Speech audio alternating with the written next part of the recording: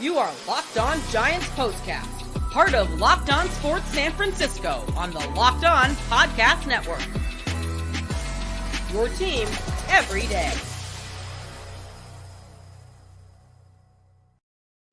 Yo, what's up, everyone, and welcome back to the Locked On Giants Postcast. I'm your host, Erik Triple E Engel. You may know me as the former producer for the Murph and Mac Morning Show on KMBR.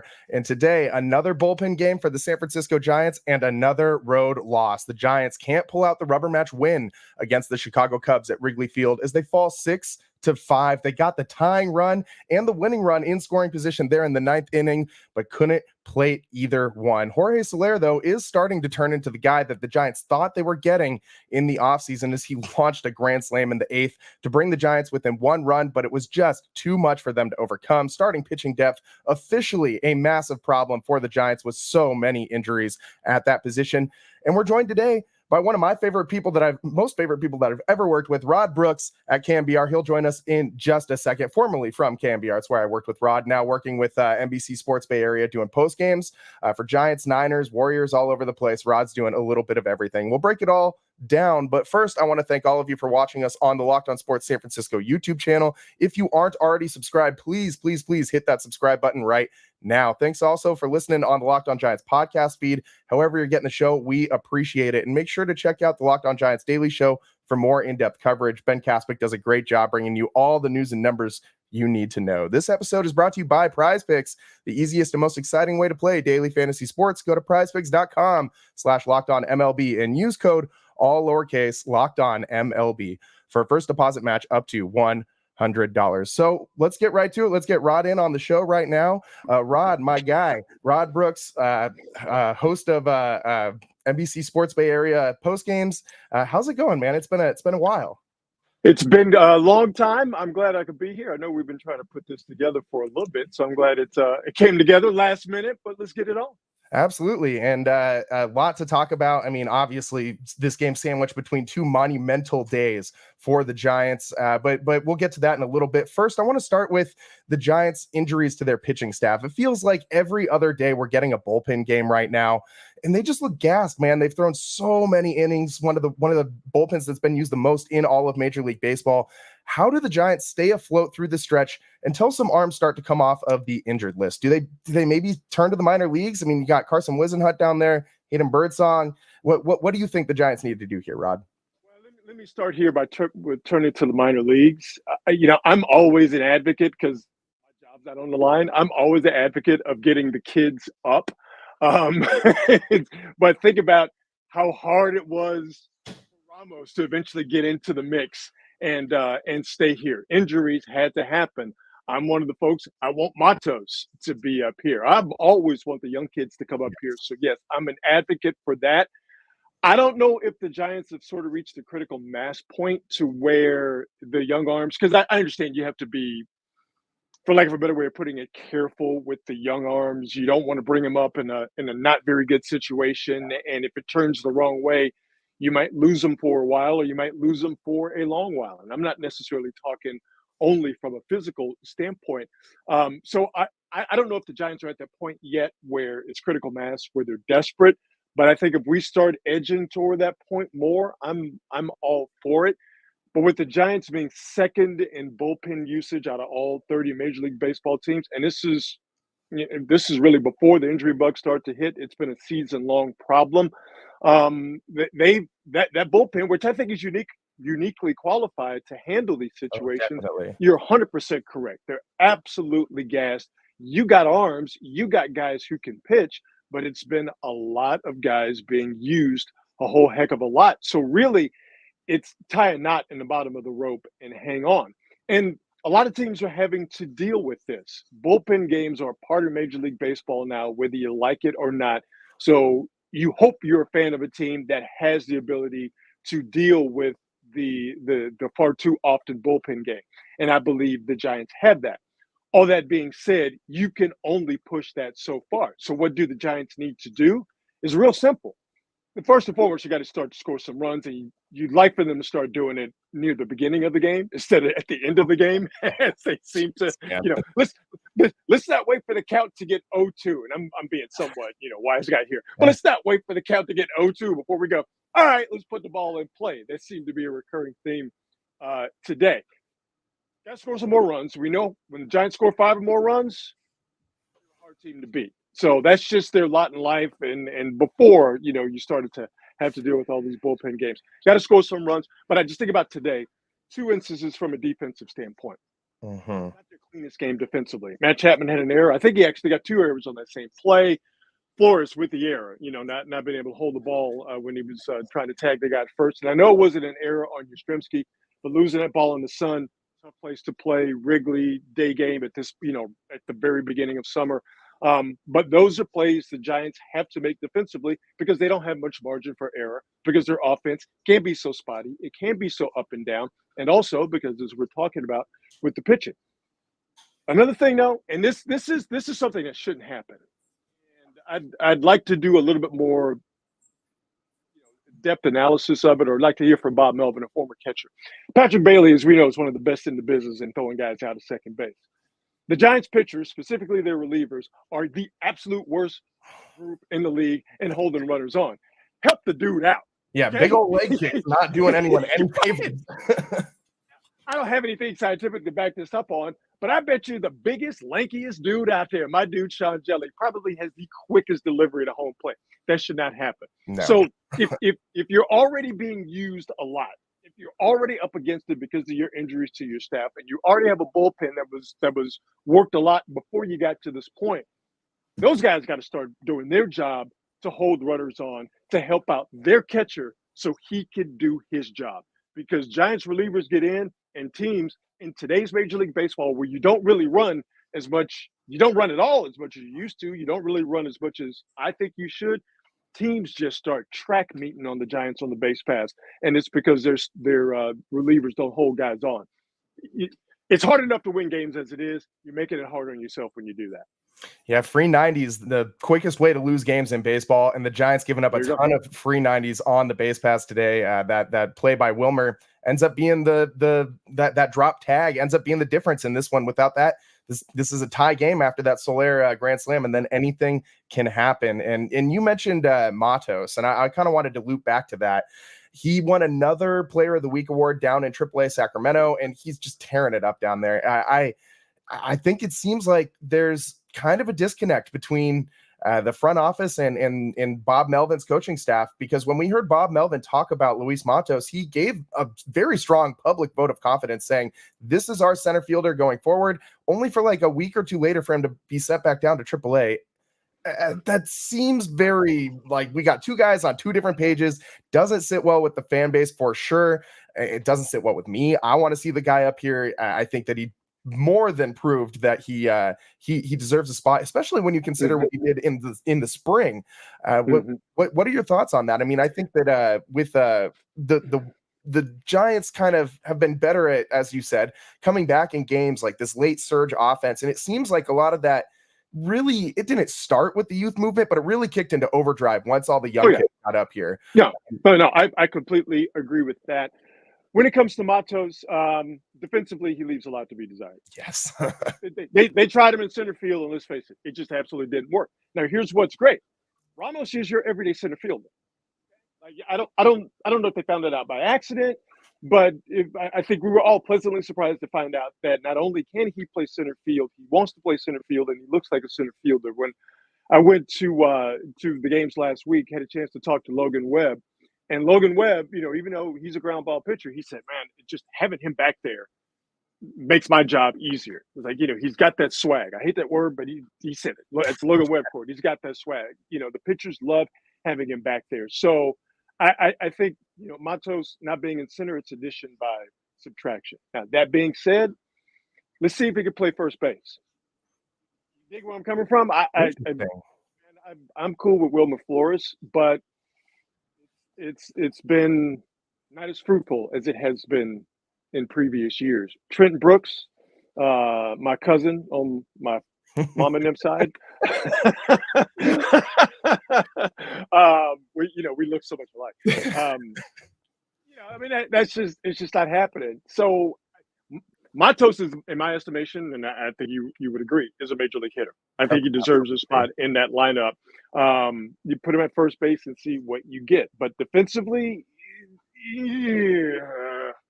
I'd have a hard time putting him out there in center. But again, his bat, I think he deserves a place in that lineup. Yeah, and I mean, the outfield is starting to kind of come around a little bit. Slater's been playing a lot better lately, so that kind of bogs things down as far as Matos goes. I think the first base idea is very interesting because, I mean, the Giants, I mean, until Lamont Wade Jr. comes back, really have nothing going for them over there at first, which kind of leads me to another, probably my second to last question. We've got probably time for two more here.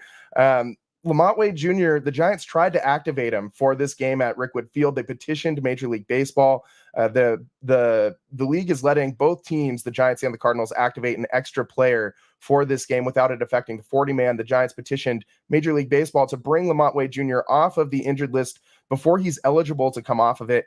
And not shockingly, Rob Manfred, completely tone deaf in a monumental moment in baseball history, says no. It's been great to see Lamont Wade Jr. out there, man. But so much pageantry and perspective. And I know you're a polymath guy. So many particles flying around at Wrigley Field tomorrow. But with Willie gone now, it will add even more meaning to this game if that was possible. I know Willie Mays meant a lot to you, especially to your parents, your grandparents. Just growing up, what did Willie Mays mean in your household, and how do you think this Wrigley Field game is going to be impacted by his loss? He was everything in our household, and I said on Twitter that in the '60s, when my dad was growing up, you had three pictures in every black household. You had John F. Kennedy, Martin Luther King, and you had Willie Mays. Like they were the Holy Trinity. He was a superhero to millions of Black Americans who were going through a lot in the 50s and the 60s, and he was this aspirational figure. I was saying to someone earlier that even virulent racists, back in the days, and being a virulent racist was something you could traffic in heavily and nobody would say anything about it. Yeah. They loved Willie Mays. That's how huge he was. That game at Wrigley Field, the city of Birmingham integrated that edifice. So people, black and white, come and see Willie Mays play in the 50s in Birmingham, Alabama. Absolutely. He wasn't the Willie Mays that we got to know and love. He was a kid. Like that's how great of a baseball player he was. That's how transcendent of a figure he was. And like I said, to my grandparents who grew up in the 30s in Louisiana, or were born in the 30s in Louisiana and East Texas, and my father who grew up, in the 50s in East Texas and in Houston, in 50s, 60s, and 70s, he was this aspirational figure, and not like, oh, I want to be like him as a baseball player, but he was one of those where, like, he can thrive in this world, and if he can be seen as an equal by a group of people who don't see us as an equal, then you know what, maybe we have a shot. And I don't know if Willie Mays ever knew that. Maybe he did, maybe he didn't. I don't know. But just his smile, the way he played the game, the force of his personality, just made such a difference. And he was your hero's hero. Yeah. You know what I mean? That's crazy. If your hero was another baseball player, if Barry Bonds is your hero, Willie Mays is Barry Bonds' hero. Yeah. Your parents are your hero. Chances are Willie Mays is your parents' hero. That's to me, that's the biggest endorsement anybody could get really in life. If you are the hero of someone that you revere, then you must be a pretty awesome human being. And I think we can all agree that Willie Mays was an awesome human being who lived an awesome life and was a true American hero. Absolutely. I don't know of any higher compliment you could pay. I really don't. Yeah, I mean, this is a man who, we could go through all the baseball accolades, but this dude won the Presidential Medal of Freedom. Well, I should say was awarded the Presidential Medal of Freedom by Barack Obama. This guy's impact stretched so far beyond baseball. It's insane. What I thought was the coolest thing Willie Mays ever got. Like he was on the cover of Time magazine and Life magazine, and he was on an episode of Bewitched. He won the Gold Glove so many, like 12 times, and he played in the league half a dozen years after it was invented. He played professional organized baseball as a 13-year-old. Like he just turned as a teenager. But one of the coolest things I think about Willie Mays' life is that he had given to him by American Airlines. Willie Mays had, in essence, a lifetime pass on American Airlines to fly anywhere in the world at any point in time, first class. So Willie Mays, and he could bring someone. So if Willie Mays and a guest wanted to go to Tahiti, he could walk up to the counter, American Airlines counter, any place in the world, and say, "My name is Willie Howard Mays Jr. I need 2 first-class tickets to wherever the hell he wants to go." And this is in the 60s and the 70s and the 80s and the 90s. Now, guys, you travel charter jets. Like you could get a charter jet now is like calling an Uber. Okay, for rich people. It's an easy thing to do. You didn't have that in the 60s, 70s, 80s, and 90s, yet Willie Mays was so big and so huge that American Airlines gave him you could go anywhere in the world you want to go first class card, and you could bring a friend. How cool is that? That's amazing, man. That's amazing. I just larger than life. I mean, he impacted virtually everybody who came across him, and so many people who didn't. Think of how many people wouldn't be baseball fans today if it weren't for Willie Mays. We didn't see him play, and we love him. That's exactly, how big he was. Exactly. I got a picture right behind me. I've been talking about it. You can't really see it. My mic's in the way right now, but I've had an authenticated piece of Willie Mays memorabilia hanging in my room since I was in diapers. My dad made sure I grew up knowing who Willie Mays was, even though obviously I'm 30. I never got to see him play, but he's that level of an impact on this sport, on this country, on so many people around the United States and around the world, all baseball fans everywhere. And that's we're way over time, so I gotta cut you loose, Rod. All good, man. I really enjoyed the conversation. I definitely hope we can get you back on the show sometime later on this season. I'll leave you with this, Rod. I know we're talking Willie Mays and all that right now, but all those maps right behind you, all those ski maps behind you, just making me wish that it was winter season again, and even though it's Giants baseball, I know a lot of the audience knows I'm a very avid snowboarder, snow sports person, and I'm just staring at those maps, wanting to get back out to Palisades and Mammoth and all those fun places, man. Hey, man, let's hit the mountain some point this winter. How about it? Absolutely. Anytime, man. We'll make it happen. Thanks so much for your time, Rod. Really appreciate it. And make sure you guys check out Rod on NBC Sports Bay Area post games. Rod does a great job breaking down all of the Bay Area sports, kind of like we do here on the Locked On Giants postcast. Thanks so much for your time, Rod. Good to talk to you, man. And we'll see you later. Absolutely. Take care. Thanks, Rod. We got to take a quick break. Thanks so much to Rod Brooks for joining us. We got to take a quick break, reset. We'll run through some highlights from today's game and get into some more topics. Jorge Soler, man, I really want to get into what he's been doing lately. Since really the start of the Astros series, he has turned it around. Rod Brooks' Astros, by the way. We'll take a quick break here on the Locked On Giants postcast. We'll be right back. I'm your host, Erik Triple E Engel. Stick with us on the other side. More breakdown from today's game at Wrigley as the Giants fall 6-5. Stick with us on the Locked On Giants postcast.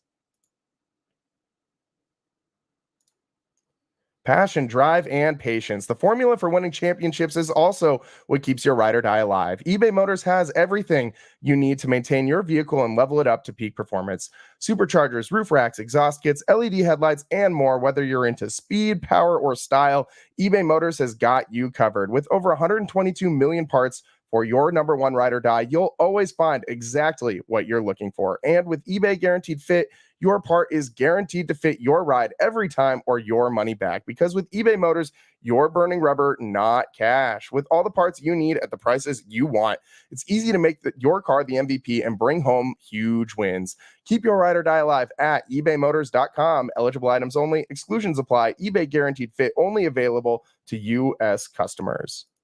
And today's episode is also brought to you by PrizePicks. PrizePicks is America's #1 fantasy sports app with over 5 million members. PrizePicks is the easiest and most exciting way to play daily fantasy sports. It's just you against the numbers. You pick more than or less than on 2 to 6 player stat projections for a chance to win 100 times your money. Baseball season is officially underway, and there's no better way to cash in on the action than PrizePicks. Add your favorite players from the diamond to your PrizePicks lineups all season long, whether it's strikeouts, RBIs, or first inning runs. Take your pick of more or less and add them to your PrizePicks lineup today. You can now win up to 100 times your money with baseball-only lineups on PrizePicks. If you submit a winning lineup featuring 4 demon squares, you'll cash in big time on the biggest moments of baseball's early season. Download the PrizePicks app today and use code LOCKEDONMLB for a first deposit match up to $100. Again, download the PrizePicks app today. Use code LOCKEDONMLB for first deposit match up to $100. It's PrizePicks. Pick more, pick less. It's that easy. Welcome back to the Locked On Giants postcast. I'm your host, Erik Triple E Engel, and today the Giants fall 6-5 to the Chicago Cubs out there at Wrigley Field, wrapping up the rubber match of this one. And the Giants coming into today were 6-1 in rubber matches this season, but after the loss today, now 6-2. Bullpen game today. It was the Giants. It was a weird game out there in Wrigley, man. Had that wind blowing out really, really, really hard. Erik Miller got the start in the bullpen game. Bivens came in to work in bulk and relief. He did a good job for the most part. I mean, he pitched around a bottom of the third, bases loaded jam with no outs. He did a really good job there. He got Cody Bellinger to bounce back to the pitcher's mound and gets the double play, gets the out at home. Bailey throws the runner out at first. Was initially called safe, but the Giants challenged and won. Got a ground ball to end the inning. Great job by Bivens getting out of that jam. And the bullpen's been used a lot, as we just talked about with Rod. So the Giants were trying to get through this game with as few relievers as possible. Bivens trying to do as much as he can. In the bottom of the fourth, Ian Happ just kills a ball to center field, 442 feet, an absolute no doubter, a four-seamer right down the gut. Can't do that to a guy who's locked in like Happ is right now. He has a home run earlier in the series, doubled hard off the wall earlier in this game. And then Dansby Swanson comes up and goes back-to-back with a shoulder shot to right center field. Just kind of got that ball up in that jet stream and let it do the rest of the work. 2-0 Cubs lead. They scored again in that fourth inning. After a Bush walk, Bivens was done. In comes Sean Jelly, gave up another single with bases loaded. A grounder hit to Chapman by Pete Crow Armstrong, bobbles it, makes a rush throw over to first where Tyro is covering. Throw offline into the base path. Tyro reaches his arm out to make the play, but Armstrong collides with him. Run scores, runners advance on the errant throw. 3-0 Cubs lead after that inning. Then in the sixth, the Giants get one back. Tyro leadoff double. Brett Wisely singles. First and third, one out. Ramos productive out scores. Tyro cuts the lead to 3-1. The Cubs add a couple more runs in the seventh inning. They end up adding 2 more on a bases loaded blooper that gives them a 5-1 lead. And then the biggest blunder of the day for the Giants. Dansby Swanson tries to steal second base with runners at first and third. Bailey throws down because there's 2 outs. It gets him in a rundown. Runner from third breaks for home, but Wilmer has a chance to tag Swanson out before the run crosses the plate, but he drops the ball. Everybody is safe. 6-1. Cubs lead. Blooper to left. Slater dives, can't handle it. The inning continued, but they didn't score any more runs there. 6-1. Cubs lead going into the top of the eighth, and then we had some fireworks, man. Jorge Soler, the Giants load the bases with 2 outs after drawing back-to-back walks. Jorge Soler gets a couple good pitches to hit early in the at-bat, swings through the first one, fouls off the second one, gets a third one to hit, and does not miss. Pulverizes one out to left field, 444 feet. That thing was headed for Waveland Avenue, but bounced off one of those billboards out there in left. Count was 0-2 at one point, but he battled back a lot of 0-2 counts today. You heard Rod refer to that earlier in the show. His second career grand slam cuts the Cubs lead to just 1, 6-5. The Giants end up getting 2 runners in scoring position in the bottom of the ninth, tying run at third, winning run at second with Pat Bailey at the dish, but they couldn't get it done, and they fall 6-5 on the road. But Jorge Soler, man, he's really coming around. He's starting to turn into the guy the Giants thought that they were getting in the offseason. We'll break that down. Got to take a quick break. On the other side, breaking down what Jorge Soler has been doing since the start of this Astros series. And as the Giants are going to go as he goes, man, this offense needs his power bat to stay afloat. Stick with us on the Locked On Giants postcast. I'm your host, Erik Triple E Engel. We'll be right back.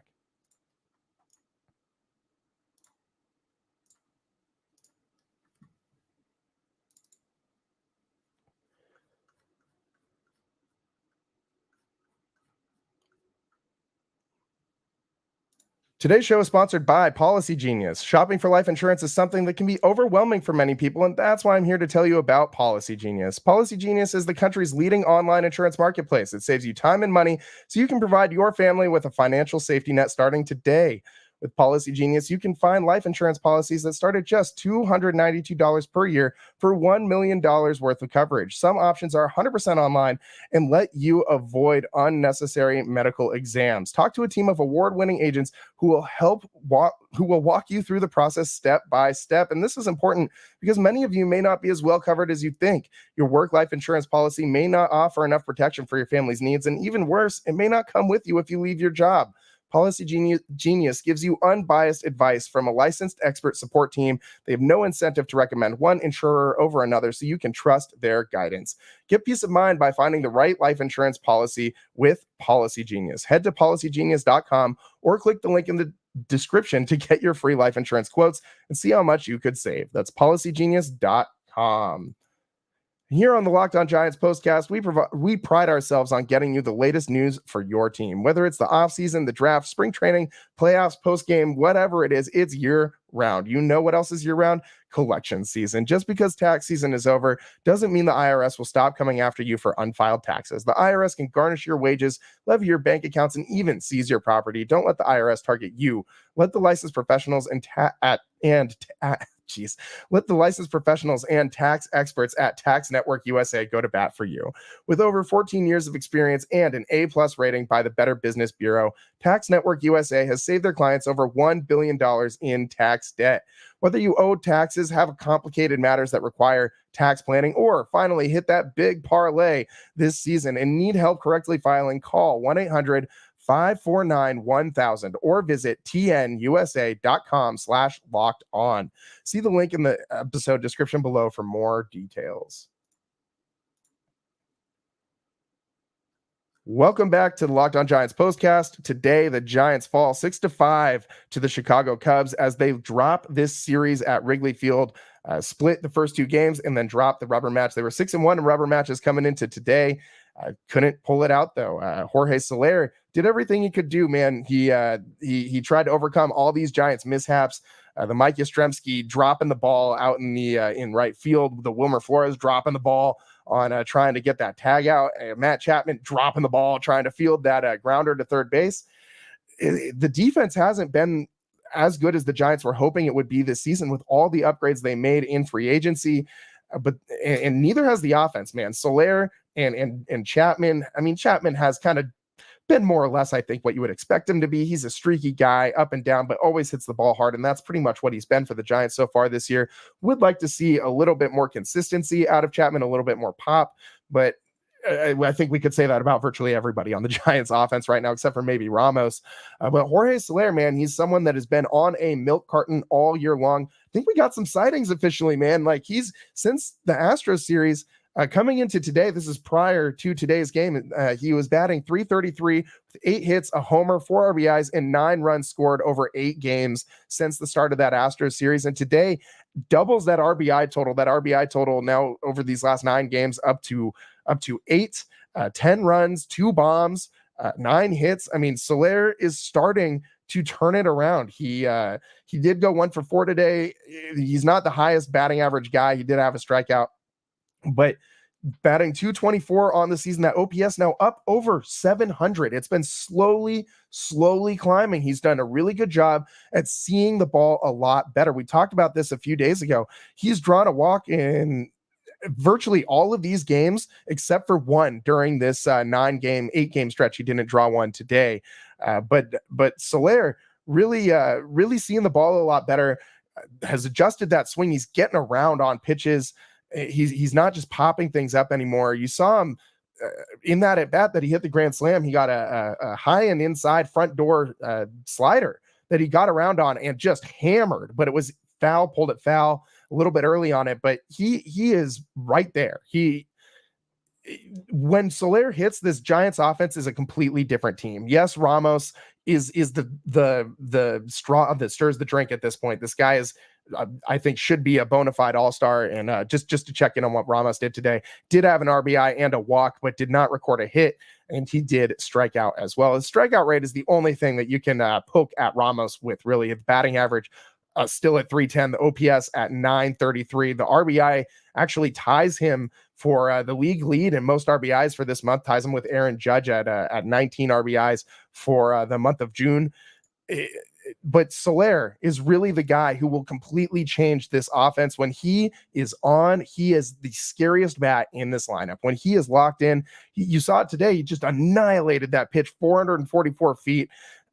This guy is essential to the Giants' success. And we've talked about the pitching.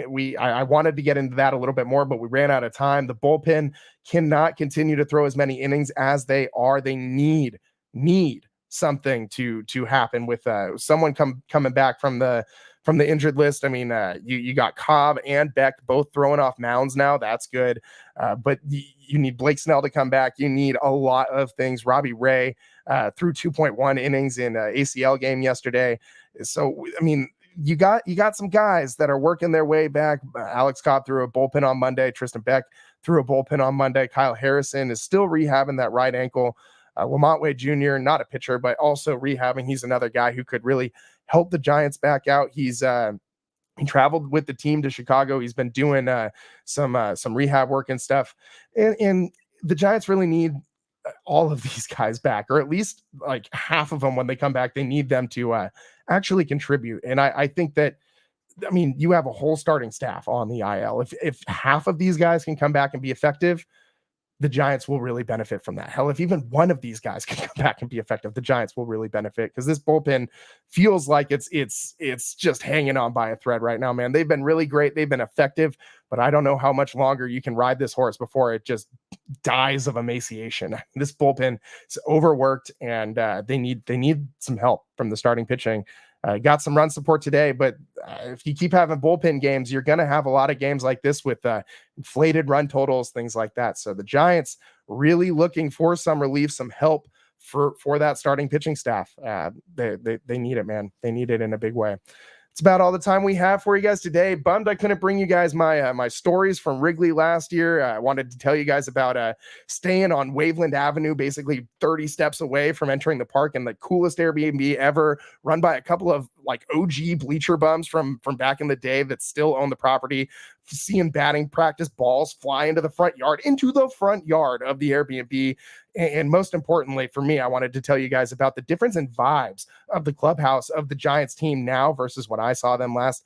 They seem a lot more vibey, for lack of a better word, this year than they did last year. This team has some life to them late in games. They hit really well late in games. If we just need them to start doing that earlier in the games as well. But compared to where the Giants were last year when they went to Wrigley, this team feels different, man. It really does. And the record's not a lot different. Both times teams slightly under 500, but the vibes of this team, the never quit attitude, the way that they feel like they can come back late in games, very, very different from the vibe of the team last year at Wrigley. And one last little quick note, really wanted to be able to share with you guys the conversations that I had with Dwayne Kuiper sitting in the visitor dugout at Wrigley Field, watching the Giants take batting practice.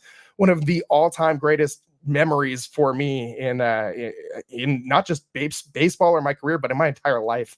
That was special, man. Maybe we'll be able to get into that a little bit later, as the Giants do play the Cubs coming up next week when they return home to Oracle Park. But we'll see if we can fit it into the show. That's about all the time we got for you guys today on the Locked On Giants postcast. Thanks for tuning in. We'll see you next time. The Giants continue the road trip. They're going to be playing at Wrigley Field. Obviously, we've talked about this game so much leading up to it. If you're watching on the stream, you see the hat, the San Francisco Seals hat. The Giants will be wearing these out there against the Cardinals, and I really hope that they're all wearing tributes to Willie Mays. Rob Manfred, you still got time. Everybody should be wearing number 24 out at Wrigley Field tomorrow. Thanks for tuning in. That's all the time we got today. We'll see you next time. Thanks for watching the Locked On Giants postcast. I'm your host, Erik Triple E Engel. We'll see you next time. Peace.